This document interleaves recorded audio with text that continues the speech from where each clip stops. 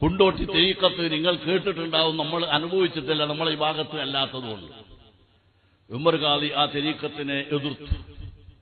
ആദ്യം എതിർത്തിട്ടില്ല, പിന്നീട് ആ തെരീക്കത്തിനെ എതിർത്തു. എന്താണ് കാരണം?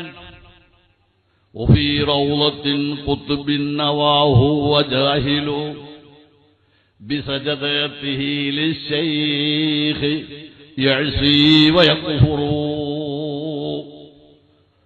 ഒരു തെരീക്കത്തിന്റെ പാർട്ടിയാണ്, ബോംബെയിൽ നിന്ന് വന്ന കക്ഷിയാണ്. ഞാനത് വിശദീകരിക്കാൻ ആഗ്രഹിക്കുകയല്ല. അവർ തെരീക്കത്ത് ഏതാനും ആളുകൾ സ്വീകരിച്ചു.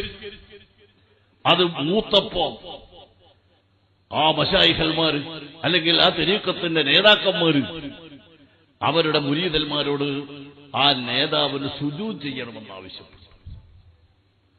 ഇസ്ലാമിൽ സുജൂദ് അല്ലാഹു സുബ്ഹാനഹു വതആല അല്ലാത്ത മറ്റൊരാൾക്കും ചെയ്യാൻ പാടില്ല. ഒരാൾ സുജൂദ് ചെയ്താൽ ലാഹിറിൽ അവൻ കുഫ്രിയത്ത് ചിന്താഗതിയിൽ നിന്ന് മാറണം. സുജൂദ് അല്ലാഹു അല്ലാതെ ഒരു ശൈഖിനും ചെയ്യാൻ പാടില്ല. അസ്റഫുൽ ഖൽഖ് നബി സല്ലല്ലാഹു അലൈഹി വസല്ലം തങ്ങൾക്ക് പോലും സുജൂദ് ചെയ്യാൻ പാടില്ല.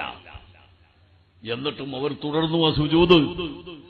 മഹാനായ ഉമർ ഖാദി പരസ്യമായി പറഞ്ഞു, ഒഫീ റൗദത്തിൻ ഖുത്ബിൻ നവാഹു വജാഹിലു. ഇമാം നബി റഹ്മത്തുള്ളാഹി അലൈഹി എഴുതിയ